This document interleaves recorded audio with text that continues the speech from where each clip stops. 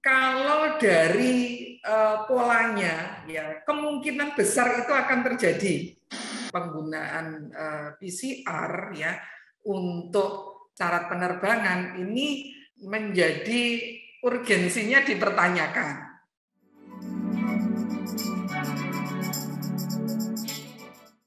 Sobat sehat, apa kabar? Jumpa lagi. Tapi kali ini, pada episode kali ini, saya tidak akan membahas tentang herbal. Saya bersama dengan seorang narasumber bernama Ibu Dr. Ati Khairul Hidayah, Dokter Magister Kesehatan, seorang ahli epidemiologi dari Universitas Airlangga. Pokok bahasan kita adalah seputar pandemi COVID-19. Saya sapa dulu Ibu Dr. Ati. Bu Ati, saya memanggilnya Bu Ati. Apa kabar Bu Ati? Baik, alhamdulillah, Bu Manges. Saya juga manggilnya Bu Manges ya. Iya betul. Sesuatu yang tidak pernah diucapkan orang lagi. Senang sekali bisa bertemu dengan Bu Ati secara daring, walaupun kita memang juga sudah lama tidak bertemu secara offline ya Bu Ati. Iya. Sebelum kita membahas, saya ingin sekali membacakan sedikit biodata singkat tentang Bu Dr. Ati Khairul Hidayah, Dr. MKes. Bu Ati ini adalah seorang medical doctor, lulus S1 dari Fakultas Kedokteran Universitas Airlangga, dan kemudian melanjutkan program S2 Magister di Universitas Gadjah Mada dengan minat utama adalah Field Epidemiology. Dan kemudian berlanjut ke pendidikan S3 juga di Universitas Gadjah Mada pada program studi kedokteran dan kesehatan. Pada saat ini Bu Ati adalah dosen pada Fakultas Kesehatan Masyarakat Universitas Airlangga pada bidang ilmu epidemiologi. Jadi yang berkaitan dengan bidang surveillance, epidemik, dan kebencanaan. Dan oleh karena itulah maka penelitian dan pengabdian masyarakat Bu Ati ini sangat erat terkait dengan masalah surveillance dan kebencanaan, termasuk diantaranya adalah mengenai wabah penyakit malaria, demam berdarah dengue, flu burung, dan tentu saja yang belakangan ini adalah terkait dengan masalah COVID-19, di mana Bu Ati adalah masuk dalam tim advokasi dan pendampingan penanganan COVID-19 di Kabupaten Pasuruan, Sidoarjo, dan Magelang. Pertanyaan saya Bu Ati yang pertama-tama, apa toh Bu Ati yang disebut dengan epidemiologi itu? Apa yang dilakukan oleh seorang ahli epidemiologi dalam kondisi sekarang misalnya? Kontribusi apa informasi yang disampaikan itu untuk penanganan penyakit seperti pandemi COVID-19 kali ini? Ya, terima kasih Bu Manges ya. Jadi memang epidemiologi ini sebenarnya sudah lama ya, ilmu yang tua ya kalau di public health begitu. Tetapi rasanya itu baru 2-3 tahun ini ya menjadi makin terkenal begitu ya, seiring dengan terjadinya pandemi COVID-19 ini. Nah, sebenarnya kalau epidemiologi ini berawal asalnya dari dua kata epidemi dan logos ya. Kalau secara harafiah begitu ya, ilmu yang mengenai sesuatu yang terjadi pada masyarakat. Nah, sesuatu yang terjadi pada masyarakat ini terkait dengan kondisi kesehatan. Nah, antara lain adalah penyakit begitu. Nah, sehingga di public health sendiri sebagian besar kalau orang berbicara mengenai epidemiologi itu selalu dikaitkan dengan masalah penyakit, padahal sebenarnya tidak begitu. Nah, kalau tadi Bu Manges menyinggung apakah apa yang dilakukan seorang ahli epidemiologi tahu sebenarnya begitu. Analoginya ahli epidemiologi itu sebenarnya sama dengan dokter ya.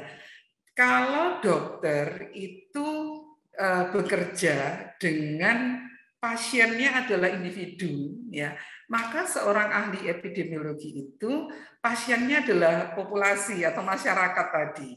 Nah, langkah-langkah yang dikerjakan seorang epidemiolog untuk dapat menyelesaikan permasalahan pasiennya tadi sebenarnya sama dengan yang dilakukan oleh dokter. Jadi mulai dari mencari gambaran atau data yang menunjukkan masalahnya, mencari mengapa terjadi seperti itu, sampai kemudian memberikan rekomendasi terhadap masalah yang terjadi. Kira-kira seperti itulah Bu Manges yang dimaksud dengan epidemiologi. Jadi data-data yang disampaikan oleh epidemiolog itu akan digunakan untuk penanganan kasus-kasus misalnya penyakit menular oleh tenaga profesi kesehatan yang lain, begitu ya Bu Ati ya? Ya, betul, betul. Nah, terkait pandemi COVID-19, kita semua tahu ya Bu Ati, belakangan ini masyarakat senang ya karena sudah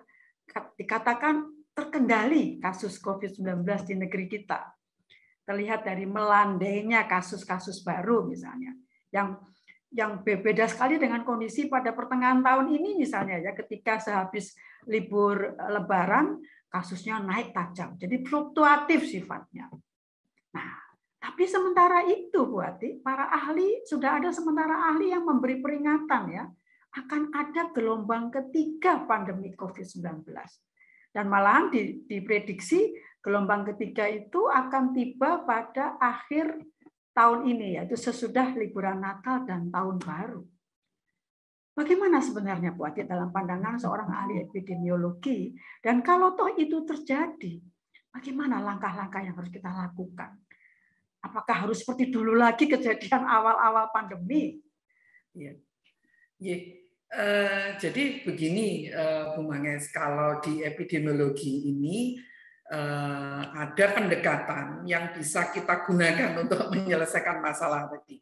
Nah, antara lain ada beberapa tools yang bisa digunakan ya, untuk bisa memantau kejadian suatu masalah kesehatan. Dalam ini kalau terkait dengan terkait dengan pandemi COVID-19 ini.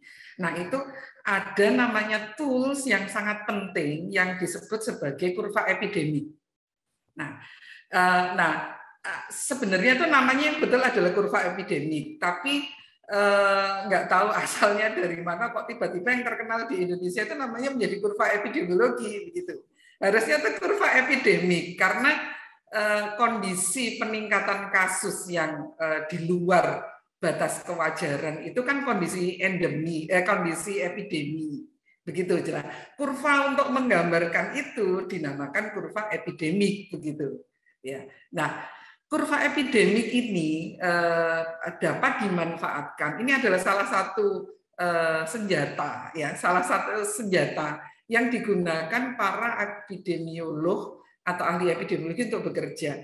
Karena dengan kurva epidemik tadi kita bisa melihat apakah kasus ini masih tetap terus tinggi, sudah mulai menunjukkan penurunan dan sebagainya.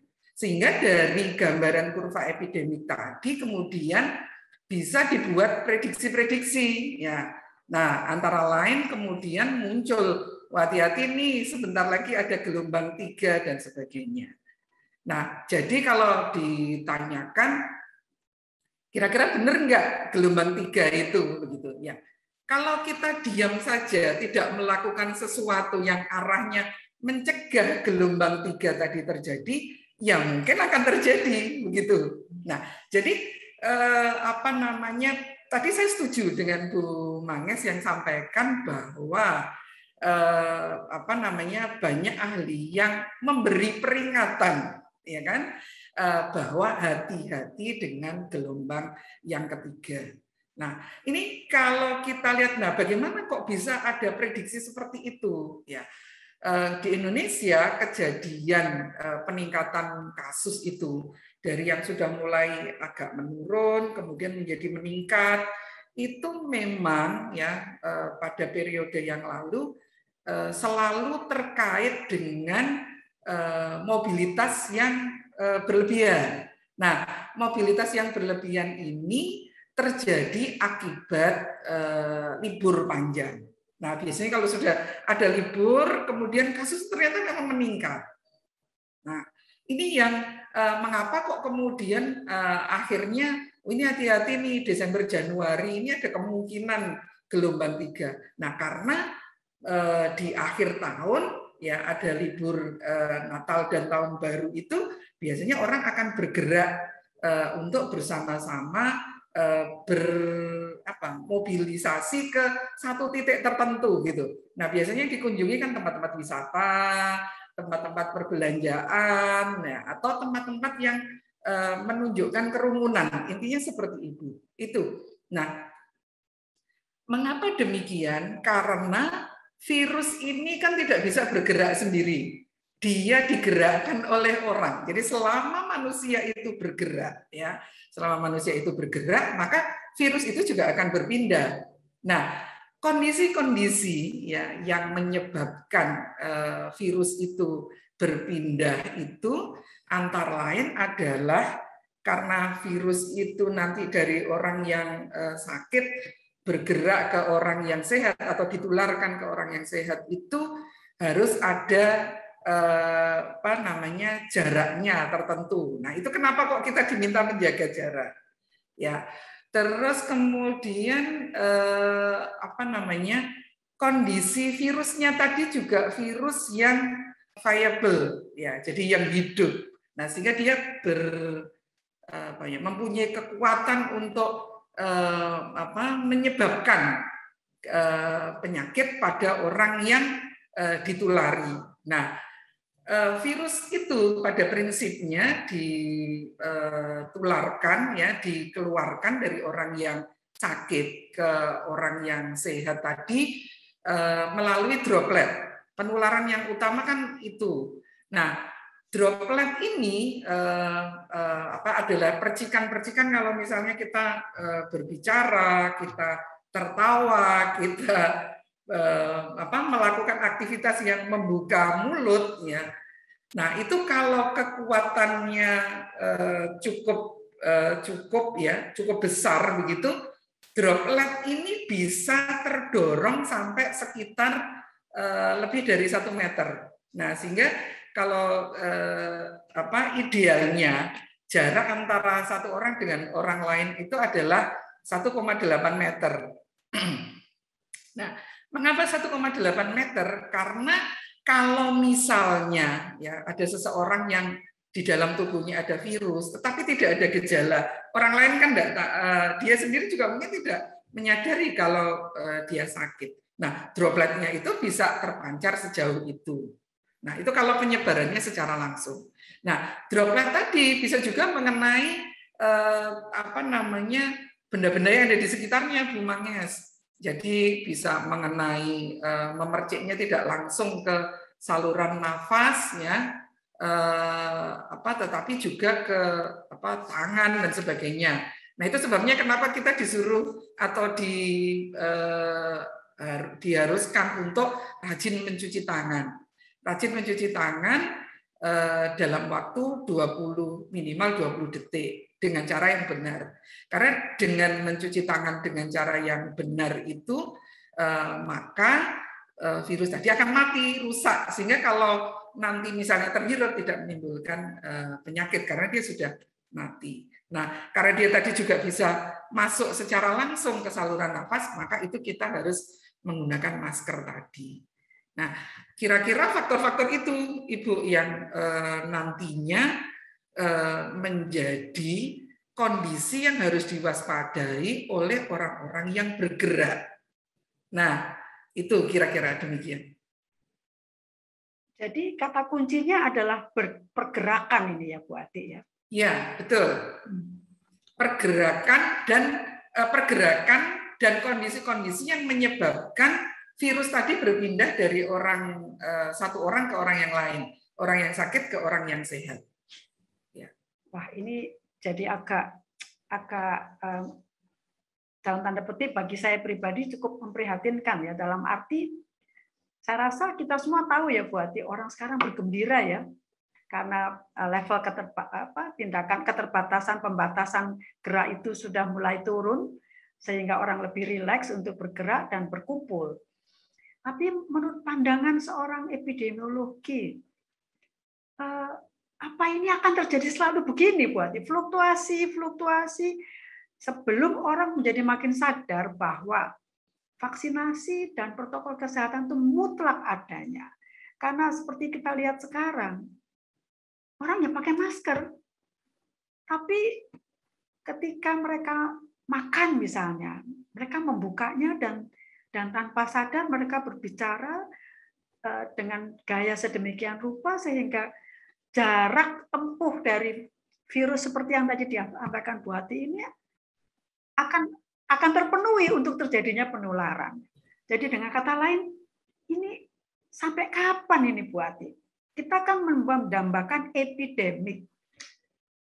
Ya. Itu apakah akan tercapai ini Bu Ati? Ya. Jadi memang kalau di epidemiologi ya, kalau kita membahas penyakit menular itu kan ada 3 komponen yang berpengaruh. Host, ya, jadi manusianya, kemudian agent, dalam hal ini adalah virusnya, dan terakhir adalah lingkungan. Nah, lingkungan ini semua yang ada di luar host dan agent tadi. Termasuk nanti bagaimana regulasi, tadi itu adalah pembahasan mengenai lingkungan.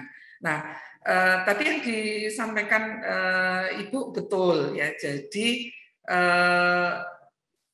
kita diminta pakai masker, mencuci tangan dengan sabun, menjaga jarak itu adalah intervensi yang dilakukan pada host. Ya, nah termasuk di dalamnya adalah melakukan juga pada host tadi ada tindakan spesifik yang dilakukan dengan cara vaksinasi.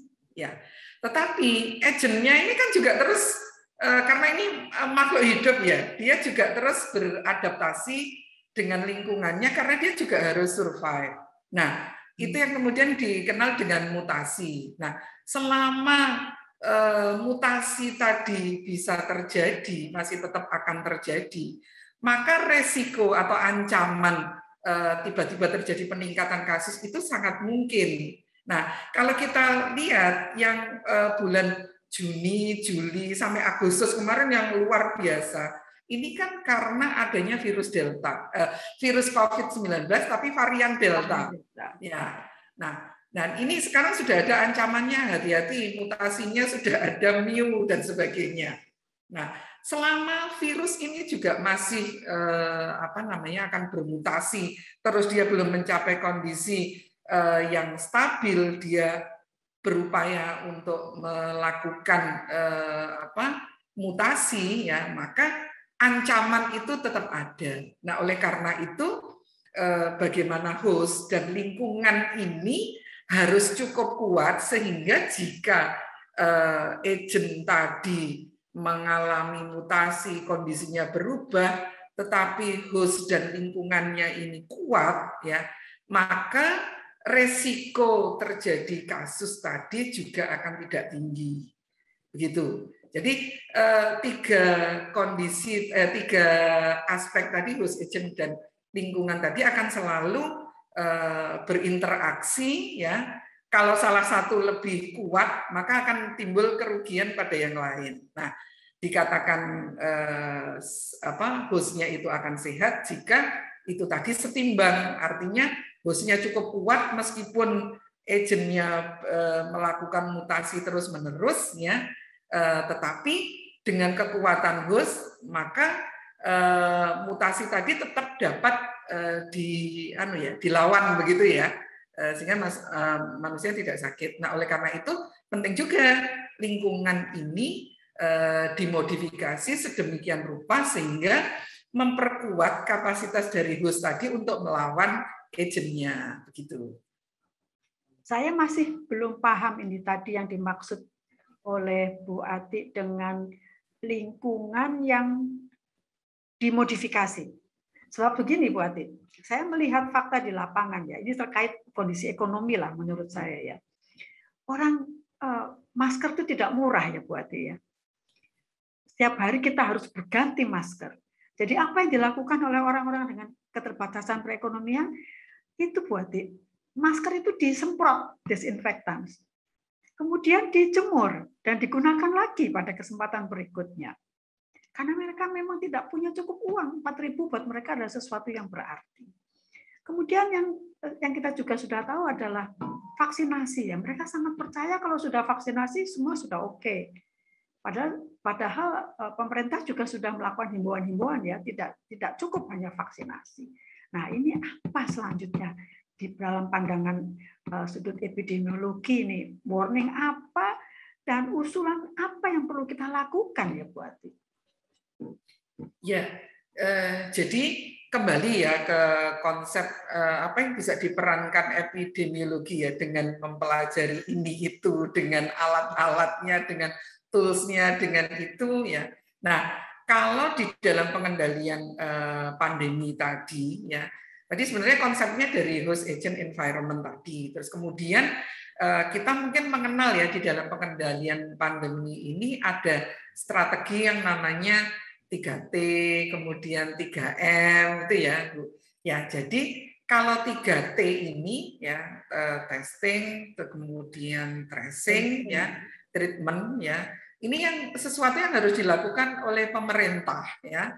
Ini adalah kapasitasnya pemerintah ya melakukan itu. Jadi memperbanyak testing ya, menemukan orang-orang yang diduga sakit ya, kemudian diperiksa sehingga kalau dia positif kemudian segera mendapatkan penanganan yang baik ya. Itu konsepnya testing, tracing, kemudian treatment. Nah, masyarakat apa yang bisa dilakukan? Yang bisa dilakukan dulu 3M ya. Sekarang 3M itu ternyata tidak cukup. Ditambah lagi ada 2 lagi ya, mulai memakai masker, kemudian menjaga jarak, mencuci tangan dengan sabun, kemudian ditambah lagi menghindari kerumunan ya, terus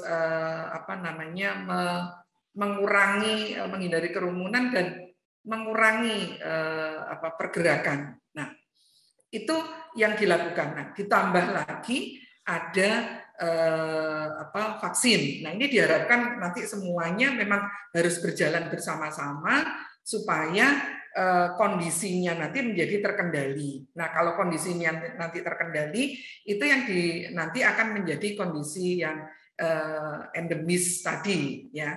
Kondisi yang endemis ini pada nilai tertentu yang dia memang tidak bisa dihilangkan, ya, penyakit ini, tetapi itu tidak mengganggu, begitu, tidak mengganggu dalam tanda petik, tidak menimbulkan permasalahan yang membutuhkan effort penanganan yang besar.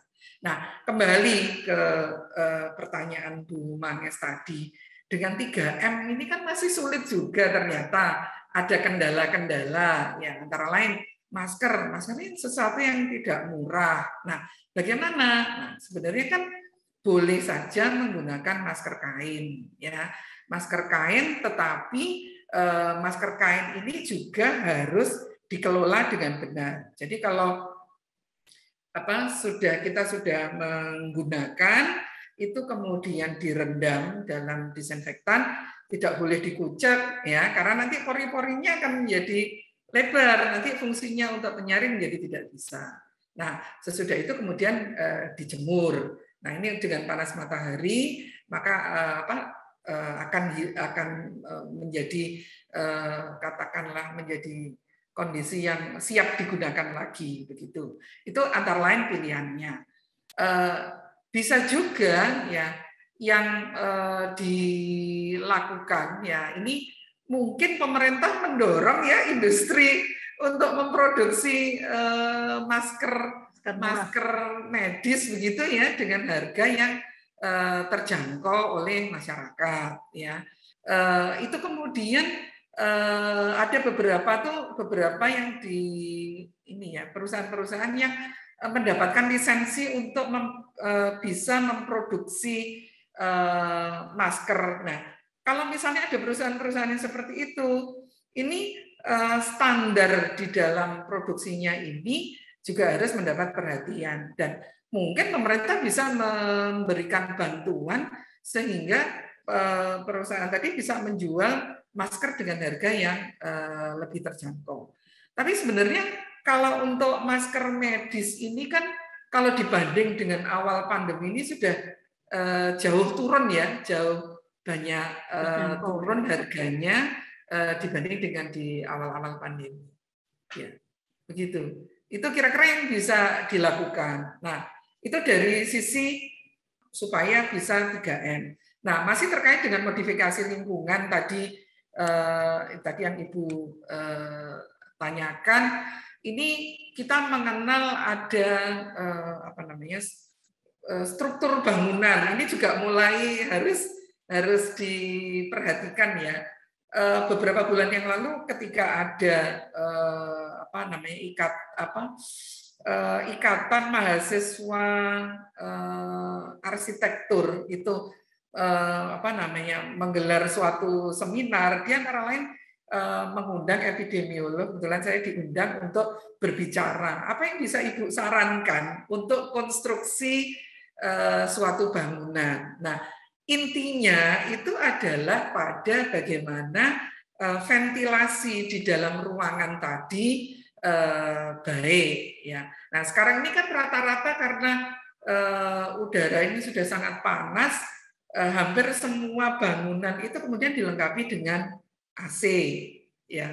Nah, sekarang memang ya ini tidak bisa dihindari karena itu nanti udara yang sangat panas nanti menimbulkan ketidaknyamanan. Nah, bagaimana sekarang kalau misalnya tetap pakai AC, apa yang harus dilakukan? Nah, pemeliharaan rutin AC ini juga menjadi suatu yang penting. Kalau tidak penting sekali, mungkin tidak menghidupkan AC, tetapi membuat jendela-jendela yang lebar. Ya seperti zaman saya waktu masih kecil dulu, Bu Manges, di desa begitu kan, rumah itu selalu dengan jendela yang lebar. Begitu ketika bangun pagi hari, kita membuka jendela, udara segar masuk, bisa melihat matahari masuk dan sebagainya. Nah, ini yang harus menjadi perhatian ya sebagai salah satu cara untuk bisa memodifikasi lingkungan, dalam hal ini lingkungan perumahan, sehingga lingkungan bangunan dan perumahan, sehingga mampu mensupport host tadi di dalam melawan agentnya. Nah, itu antara lain. Nah, tentunya dalam hal ini bekerjanya bukan hanya sektor kesehatan saja, tetapi semua begitu. Dari penjelasan Bu Ati tadi, sepertinya memang Bu Ati sepakat ya itu akan ada gelombang ketiga pandemi COVID-19 ya Bu Ati ya. Ya. Kalau dari polanya ya kemungkinan besar itu akan terjadi ya. Kemungkinan warningnya itu tidak salah ya. Warningnya tidak salah. Nah, sekarang bagaimana kita menyikapi untuk mencegah supaya itu tidak terjadi? Itu yang jauh lebih penting. Menurut Bu Ati bagaimana? Ya, itu tadi kembali ke konsepnya ya. Pemerintah harus tetap 3T ya. Tetap harus dilakukan, kemudian masyarakat juga tetap harus minimal 3M, kalau bisa 5M ya. Terus kemudian vaksinasi juga tetap harus dilakukan. Ya, karena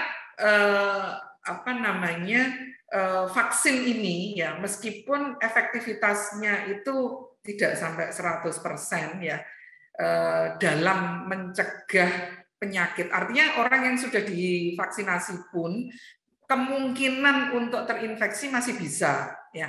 Tetapi fakta menunjukkan bahwa kalau orang divaksinasi, maka jika ternyata dia sakit, gejalanya itu jauh lebih ringan dan terhindar dari kondisi fatal.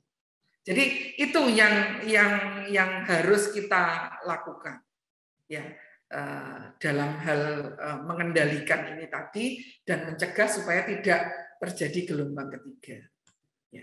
Baik Bu Ati, saya membayangkan bagaimana ya kita hidup di masa depan ini ya Bu Ati dengan apa informasi yang disampaikan Bu Ati ya. Seperti misalnya anak sekolah ini gimana nasibnya, lansia dengan komorbiditas ini gimana apa harus mereka lakukan, masa depan kita itu gimana Bu Ati? Ya, COVID ini kan memang baru ya, tetapi pengalaman ada pandemi yang besar seperti ini bukan yang pertama sebenarnya. Nah, mungkin ya itu Kak, mungkin ya jangan pernah melupakan sejarah juga ya. Jadi kita harus belajar juga bagaimana sejarah ya ketika terjadi pandemi itu, apa yang kemudian dilakukan ya, apa yang kemudian dilakukan supaya tidak terjadi kondisi seperti itu.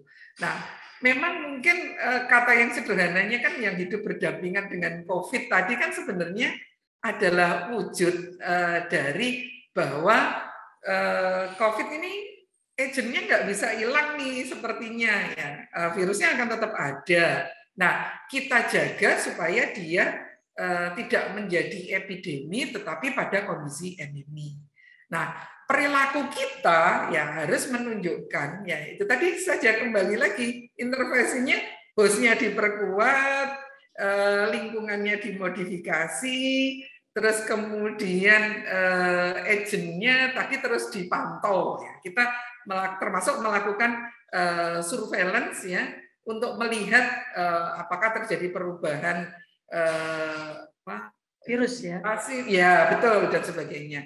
Itu. Nah, sekarang tentunya kalau host ya secara mendasar ya memang 5M tadi 3M ya menurut saya, karena kadang kan berada di kerumunan, bepergian itu sesuatu yang tidak bisa kita hindari kan ya, karena memang juga ada dorongan-dorongan atau kebutuhan yang memang tidak bisa dihindari, termasuk misalnya anak sekolah begitu. Nah, proses pembelajaran kan tetap harus dilakukan. Bagaimana caranya? Ya, bagaimana caranya? Nah, memang ada keuntungan dan kerugian selama 1 tahun ini kan kita juga sudah trial and error begitu yang merasakan ternyata kalau misalnya dengan cara daring itu kelebihannya ini, tetapi dia mempunyai kelemahan ini begitu. Nah, salah satunya yang hilang itu adalah atmosfer kita sebagai makhluk sosial ya. Ya, terutama biasanya kan kalau ketemu kemudian kita bisa bersalaman, kemudian berpelukan. Terus kalau anak sekolah itu sukanya cablek-cablekan gitu ya. Saling menyapa dengan adanya sentuhan fisik. Nah, ini mungkin yang harus mulai diajarkan ya. Dapat bertemu di sana tetapi jarak tetap harus diperhatikan.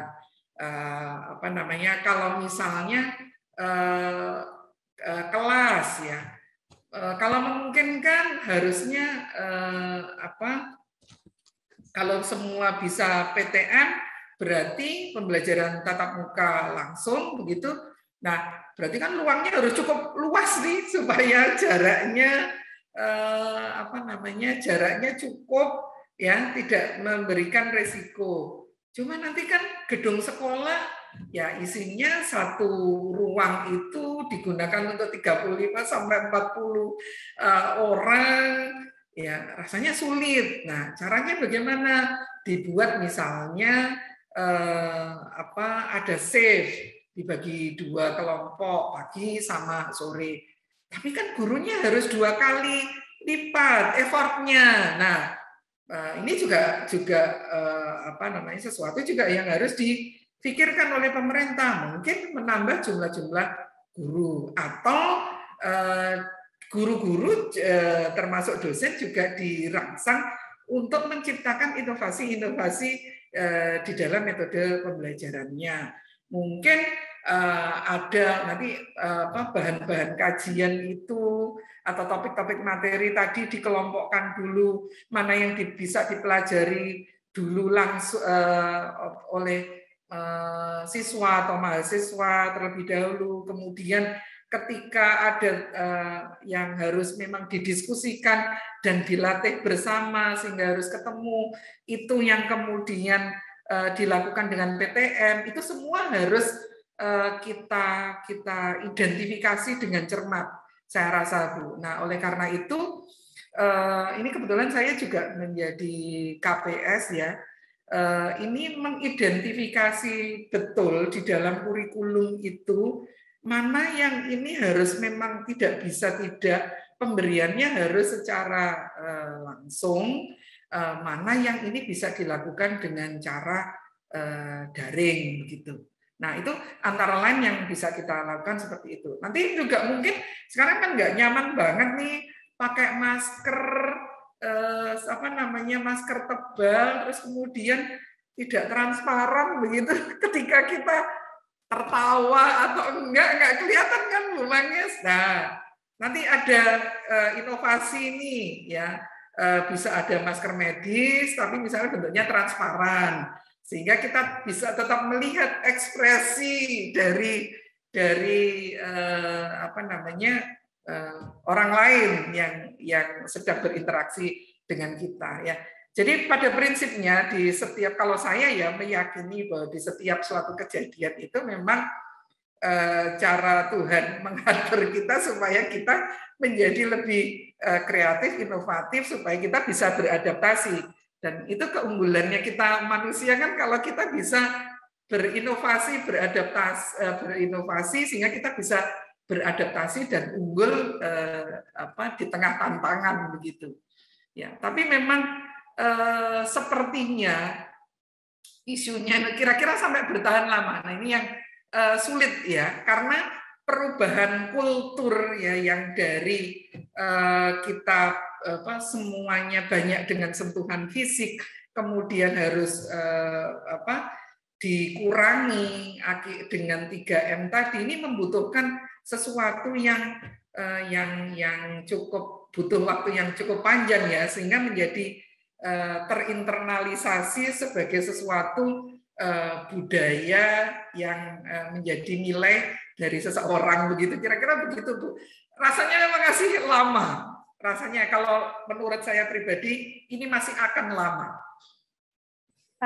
Bu Ati, belakangan ini kami semua masyarakat agak resah ya, yang berkaitan dengan tes swab antigen, tes PCR ya, yang baru hari ini diumumkan misalnya besok sudah berubah lagi. Ini sebenarnya apa yang terjadi? Bagaimana, apa urgensi dari tes semacam itu menurut pandangan Bu Ati? Ya, jadi saya tidak akan masuk ke ranah politisnya ya Bu, karena itu banyak aspek begitu. Tetapi kalau dari sisi kondisinya ya, kondisi latar belakang keilmuan dan sebagainya, ini bisa kita sampaikan kan fungsinya kalau PCR ya itu kan memang menjadi gold standar.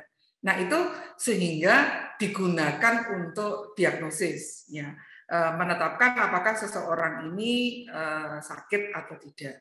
Nah, kalau sekarang tujuannya ini adalah sebagai syarat untuk melakukan perjalanan. Nah, ini kan menjadi agak berbeda loh. Suatu alat diagnostik ternyata digunakan menjadi syarat. Ya, nah ini yang pemerintah mestinya melihat kembali tujuan dikembangkan suatu alat diagnostik itu kan tidak digunakan seperti itu. Jadi menurut saya penggunaan PCR ya untuk syarat penerbangan ya, syarat penerbangan ini menjadi urgensinya dipertanyakan ya, kalau ini tujuannya untuk membatasi ya seseorang bergerak, nah yang disampaikan kan yang sebenarnya sudah dilakukan betul ya, kita mengklasifikasikan wilayah tadi berdasarkan status pandeminya ya, berdasarkan jumlah kasus, indikator-indikator, ada indikator begitu ya, sehingga kita bisa tahu level pandemi di suatu wilayah itu bagaimana. Nah, itu kan sebenarnya sudah menunjukkan merupakan salah satu cara sehingga kita melihat, saya mau pergi ke sana, saya pergi atau tidak. Itu kan bisa sudah menjadi cukup ya, menjadi salah satu cara untuk membatasi supaya orang bergerak. Terus kemudian menetapkan syarat harus sudah divaksinasi. Ya, setidak-tidaknya kalau misalnya ini kan ternyata dari hasil-hasil penelitian ternyata kan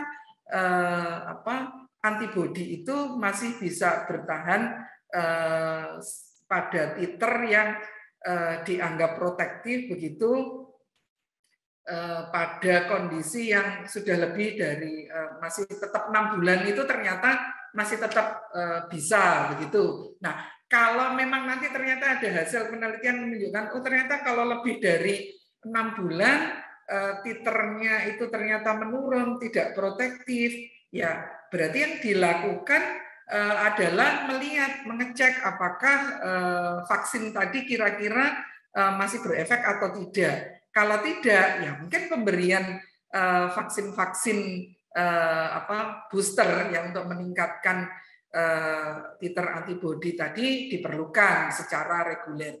Di negara lain terkait dengan virus influenza kan juga seperti itu. Memasuki musim gugur dan musim dingin, orang-orang yang berisiko tadi kan kemudian diminta untuk melakukan vaksinasi terhadap flu. Nah, itu kan juga bisa merupakan salah satu syarat ya untuk menilai bahwa orang ini kira-kira diperkenankan atau tidak diperkenankan untuk terbang. Terus kemudian kalau misalnya terpaksa untuk melihat kondisinya akut atau tidak kan memang saat itu harus dilakukan kondisi virusnya itu terdeteksi atau tidak, begitu ya. Nah, itu kan cukup dengan melakukan pemeriksaan rapid antigen. Kalau menurut saya itu saja sudah cukup. Nah, selain itu moda transportasinya juga harus dirancang ya. Ada regulasi-regulasi yang mengatur supaya kondisinya tadi tidak merugikan penumpang, tidak terjadi penularan. Ya misalnya kalau di pesawat terbang sudah ada HEPA filter dan sebagainya. Tapi untuk moda darat kan justru tidak. Moda transportasi darat kan tidak. Apalagi kalau perjalanan yang jauh, bis antar kota, kemudian kereta api. Kalau kereta api lebih terjaga ya karena dipersyaratkan pakai rapid antigen begitu. Tapi kalau bis antar kota tidak ada, ya begitu. Itu. Jadi menurut saya